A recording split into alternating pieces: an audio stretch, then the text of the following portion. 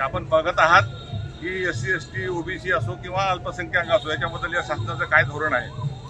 आदिवासीच्या बाबतीमध्ये 6 जुलै 2017ला 12,500 जागेचा जो संख्य पदावर केलेल्या आहेत त्याची जी जागा भरण्याची जी मोहीम करायला पाहिजे होती 2017 पासून पेंडिंग आहे। मान्य सुप्रीम कोर्टाचा हा निर्णय आहे। सुप्रीम कोर्टाच्या निर्णयानंतर महाराष्ट्र शासनाने पहिला GR काढला की 2019 पर्यंत आम्ही 2 वर्षामध्ये ह्या जागा पूर्ण भरू। त्यानंतर 10वी जागा भरल्या, पुन्हा आणखी दुसरा एक GR काढला की आता एक समिती स्थापन केलेली आहे की ती आढावा समिती आहे। हे जे 12,500 जागा आहेत ह्या काढल्यानंतर समाजावर काय परिणाम होईल, ते काढणं योग्य आहे का, किंवा यांना भत्ते किती दिले जातील किंवा सेवानिवृत्तीचं वेतन कसं देता येईल, ह्या सर्व याच्यासाठी अभ्यास समिती स्थापन केली आहे।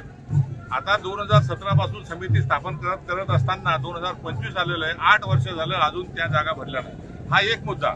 दुसराही मुद्दा असा आहे की अजूनही 2012ला जो सर्वे झाला त्याच्यानंतर 17 नंतर आतापर्यंत जवळजवळ 85,000 जागा ह्या शासनाने आदिवासीच्या भरलेल्याच नाहीत। या जागा तर ते म्हणजे उघड असून भरले नाहीत, त्याच्याशिवाय लपून काय काय ठेवलेलं आहे हे खूप आहे। आता जर समजा माहितीच्या अधिकारामध्ये आपण माहिती मागितली तर कितीतरी आदिवासी समूहाच्या जागा यांनी अबॉलिश केलेल्या आहेत, रेकॉर्डवर आणतच नाहीत आणि बिंदू नामावलीमध्ये दाखवतच नाहीत।